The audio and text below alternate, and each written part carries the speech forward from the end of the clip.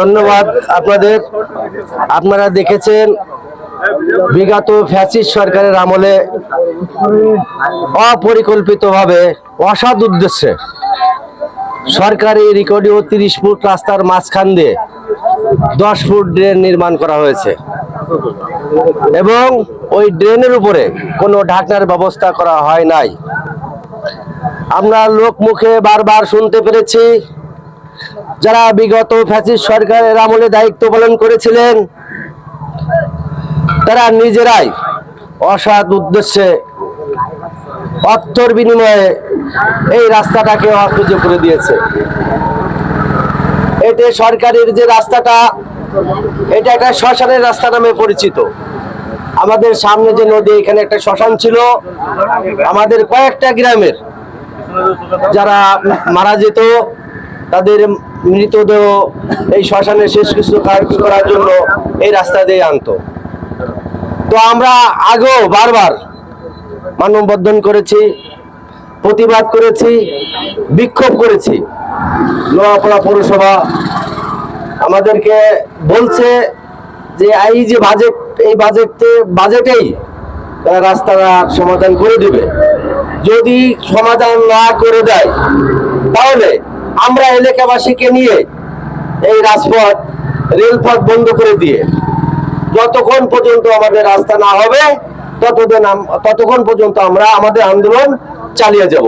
ধন্যবাদ। এই রাস্তাটা দীর্ঘদিন চলাচলের রাস্তা ছিল, কিন্তু এই রাস্তাটা বিগত স্বৈরাচারী সরকার এই রাস্তাটা এমন ভাবে করেছে যে দুই ধারের কোনো লোক চলাচল করতে পারে না। আর দ্বিতীয় রাস্তার পরে চলাচল করতে গেলে মানুষ আছে, ওর ভিতর ছোট ছোট বাচ্চা কাচ্চা পড়ে যায়। অনেক সময় বাচ্চাকে বাঁচানোর খুবই কষ্ট হয়ে যায়, খুব কষ্টে চলাচল করে। যদি কোনো মহিলা কখনো অসুস্থ হয় তাহলে তাদের মাইল ফোর্স বা তালতলা হইতে ঘুরাই নিয়ে যাইয়ে তাকে চিকিৎসা করতে হয়। আর এই রাস্তাটার জন্য আমরা গতবারও মানববন্ধন করেছি, পৌরসভার কাছে, টিউনো সাহেবের কাছে আমরা এই দায়িত্বটা দিছিলাম, কিন্তু এই পর্যন্ত গুরুত্বপূর্ণ দায়িত্বটা তারা বহন করেনি। এই জন্যই আমরা আবার এই রাস্তার জন্য মানববন্ধন করছি। অনেক লোক, হাজার হাজার লোক আমরা মানববন্ধন করছি এই জন্যই যে এইবার যদি এই রাস্তা সংস্কার না করে, পিচ ঢালাই না দেয়, তাহলে আমরা নিজেরা পৌরসভা, টিউনোর অফিস এবং এসিডেন্টের অফিস আমরা ঘিরাও করবো।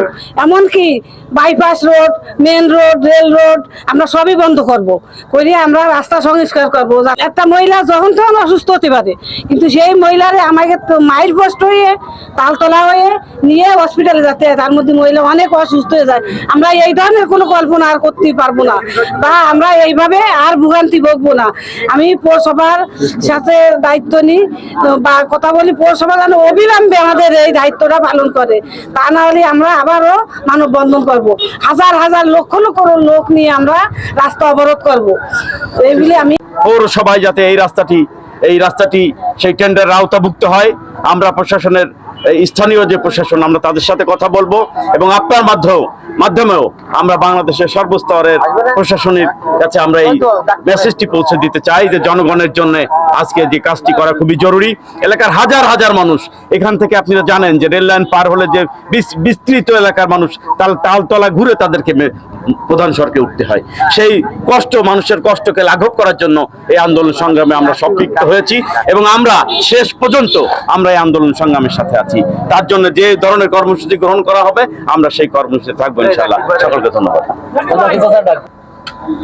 নোয়াপাড়া পৌরসভার আওয়ামী লীগের যে ভোট ডাকাতি করা মেয়র সুশান্ত কুমার দাস শান্ত একজন শিল্পপতির মদে পুষ্ট হয়ে তাদের স্বীয় স্বার্থকে চরিতার্থ করার লক্ষ্যে অত্যন্ত জনগুরুত্বপূর্ণ তালতলার এই জনবহুল রাস্তাটিকে, রেকর্ডীয় রাস্তাটিকে সম্পূর্ণ তাদের দখল করে তাদের স্বার্থ হাসিল করছে।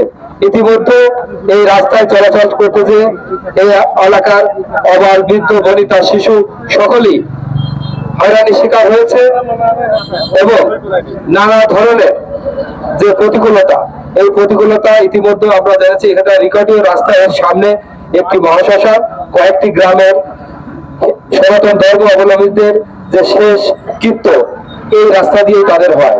ইতিমধ্যে আমাদের মহিলা কাউন্সিলর এখানে বলেছেন যে মহিলাদের একটু অসুবিধা হলে নওপাড়া হাসপাতাল নিতে গেলে তালতলা বা অন্য বিকল্প সড়ক অবলম্বন করতে হয়। অথচ এই সড়কটা যদি সচল থাকতো অতি দ্রুত প্রায় 5 থেকে 7 মিনিটের ভিতরে এখান থেকে নওপাড়া যাওয়া সম্ভব ছিল।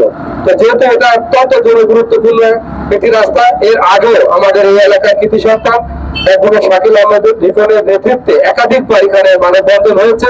আজকেও তার আহ্বানে সাড়া দিয়ে এলাকাবাসী একত্রিত হয়েছে। ভবিষ্যতে যদি আমাদের এই প্রশাসন, বিশেষ করে উপজেলা নির্বাহী কর্মকর্তা এখন মেয়রের দায়িত্বে আছে, উনি যদি তার দায়িত্ব সঠিকভাবে পালন করে এই বিষয়টি আমলে নিয়ে যদি সমাধানের ব্যবস্থা না করে, তাহলে এই এলাকাবাসী যে আন্দোলন এবং সংগ্রামের ডাক দেবে, রাজনৈতিক এবং সামাজিকভাবে আমরা সকলে সেই আন্দোলনের সাথে একত্রতা ঘোষণা করব এবং বাংলাদেশ জাতীয়তাবাদী কৃষক দল অভয়নগর থানা এবং নওপাড়া শাখা এই আন্দোলনের সাথে শতভাগ একত্রতা ঘোষণা করবে। এই আহ্বান জানিয়ে আমি আমার কথা শেষ করছি। আসসালামু আলাইকুম। রাজনৈতিক দলের কর্মী, আমি নওপাড়া বন্দরনগরী শিল্প অঞ্চলের শ্রমিক দলের সাধারণ সম্পাদক।